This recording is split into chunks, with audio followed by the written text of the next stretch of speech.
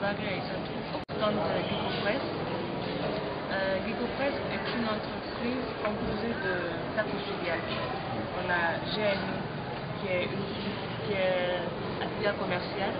Il y a GMI IMO qui est une filiale d'intermédiation dans les activités immobilières, l'acquisition foncière, construction et rénovation de logements, comme vous pouvez le voir là.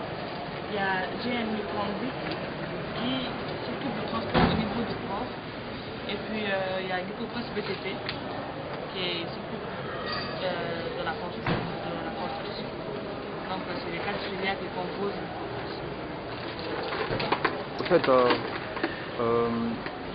quelle est ici l'importance de la présence de Gicopress dans cette semaine scientifique?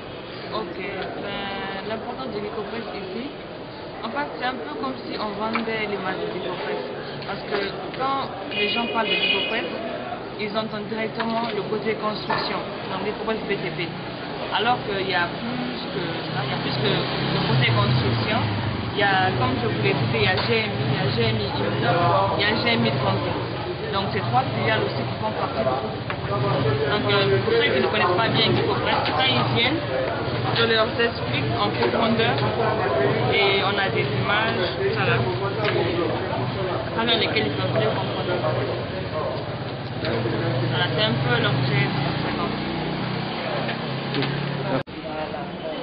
C'est la semaine culturelle à Gama. Comme c'est dit, l'EDG est l'un des sponsors leaders de cet événement. Donc ça consiste à quoi? Une exposition de tout ce qui peut être scientifique en fait. Comme l'EDG est dans ce domaine-là, le domaine de l'énergie, nous sommes là dans ce sens-là. Voilà, c'est notre stand en un mot. Et puis nous sommes là, et peut-être l'EDG, et c'est la promo des nouveaux compteurs, les compteurs prépayés qui sont sur le marché. Les compteurs prépayés, il y a des compteurs monophasés, des compteurs triphasés, c'est-à-dire il y a aussi des compteurs domestiques et des compteurs industriels. Domestiques monophasés, domestiques triphasés, ensuite industriels. Il y en a qui fonctionnent comme des cartes de charge. Vous achetez une carte de charge, vous introduisez, vous composez le numéro et vous introduisez. Au fur et à mesure que vous consommez, le crédit diminue. Après, à un certain moment, il n'y a plus de crédit. C'est comme ça que ça fonctionne. Maintenant, on a aussi des lampes, des nouvelles lampes économiques. Consomme moins, et en fait, qui vous permet d'économiser à un mois, donc de consommer moins. Voilà, ces lampes-là. De consommer moins par rapport aux autres. Par rapport aux lampes-là, elles dégagent moins de chaleur et elles sont plus économiques. Si vous avez par exemple un compteur prépayé et que vous utilisez une lampe économique, vous consommerez moins. Nous passons aussi à une sensibilisation. Nous essayons de sensibiliser les étudiants, voilà, dans le niveau de sensibilisation qui sont là, nous leur montrons comment il faut se comporter pour permettre d'apporter ce grain de sel au développement du pays. C'est-à-dire qu'on ne peut pas être, on ne peut pas se dire que parce qu'on est dans le gouvernement qu'on continue le développement. Non, on peut contribuer au développement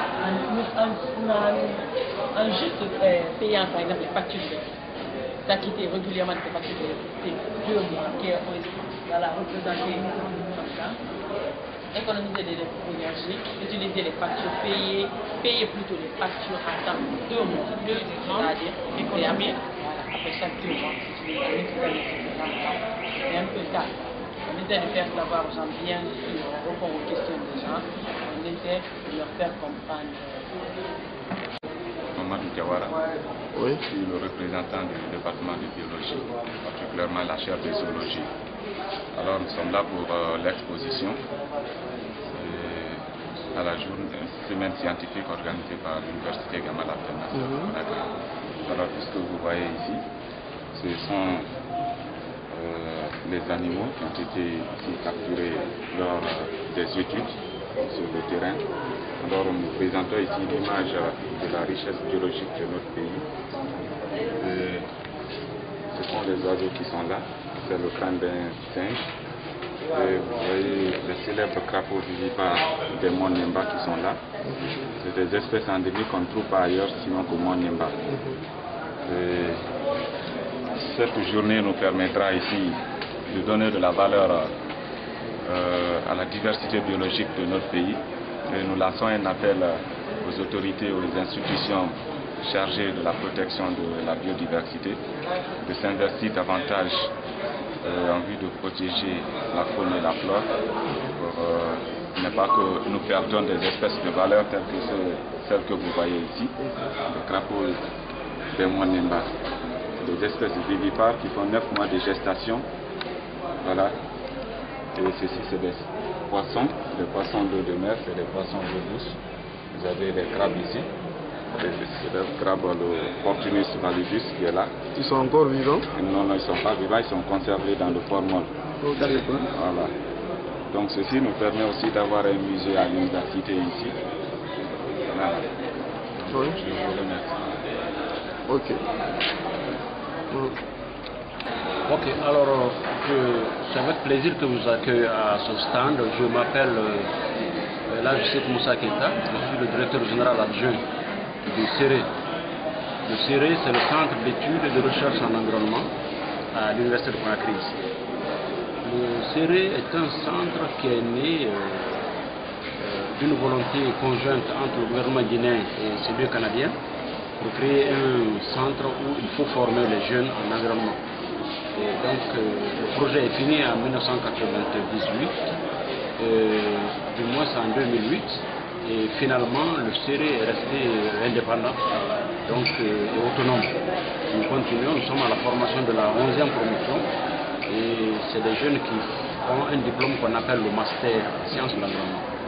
Il y a presque beaucoup de disciplines qui sont enseignées pour permettre aux cadres guinéens de cerner les problématiques environnementales afin de venir aider les décideurs en même temps que la population, que ce soit dans le monde rural ou bien dans le monde urbain, pour essayer de donner des conseils sages et aussi de s'impliquer dans des projets.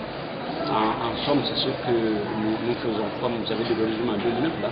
Et la semaine là, c'est la semaine scientifique de l'Université de Conakry, où il y a des stands dans lesquels les gens démontrent effectivement ce qu'ils font, autant qu'ils peuvent, afin que l'on sache dorénavant ce qu'on fait ici à l'université et des résultats qu'on a obtenus. Donc, si je peux vous dire en résumé certaines choses, c'est ça. Nous vous remercions, monsieur. Merci beaucoup. Je suis un homme autodidacte que je n'ai jamais fait de bar. Et l'indépendance, j'ai assisté l'indépendance. L'indépendance, quand la France a quitté en Guinée, à Cancan, il a laissé 50 numéros de téléphone. J'ai eu le concours, c'est Diop Rassan qui était le ministre. Et j'ai été choisi en titre autodidacte sans savoir écrire mon nom. Alors c'est moi qui s'occupe de l'installation de courant au niveau de PTT de Cancan. Alors, mais l'autre téléphone c'était le manuel quand la France a quitté. Le téléphone c'était le manuel. Alors j'ai dépanné ça très bien. Alors, quand l'indépendant est présenté, l'indépendant avait amené 3700 numéros de téléphone à Cancan. Alors j'ai dit maintenant, l'entretien, l'Afrique devait arrêter à faire de l'entretien. J'ajoute, je n'entretiens pas. Moi j'ajoute, je n'entretiens pas, c'est comme ça que j'ai... Alors j'ai construit maintenant un système de marmite. Parce que j'ai trouvé un vieux qui est en train de battre sa femme, que le cuisson n'a pas fini, tant, qu'il n'est pas d'accord. Je dis non. Il est dans le domaine de science et nous devons agrandir la marmite. La marmite devait travailler sans que l'homme est à côté. C'est pour ça que j'ai fait un système de marmite. Il y a la place de l'eau, il y a la place de riz, et tu appelles, si vous voulez, le téléphone, et tu t'en vas. Ou bien tu appuies le bouton, tu t'en vas. Jusqu'à midi, ça ne s'allume pas. À midi pile, ça s'allume. C'est quand ça s'allume, ça fait 10 minutes, après il met le riz dans l'eau. Mais l'eau, c'est 1 litre d'eau. Et 120 grammes de riz. Et quand le cuisson finit, il vous donne 500 grammes. Pas de gratin. Parce que nous ne devons pas manger le gratin. Parce que si vous mangez le gratin, ça va vous donner une maladie de l'oubli. C'est un produit qui est gâté. Mais l'Afrique croyait que l'intelligence vient dans ça. Or, ce n'est pas vrai.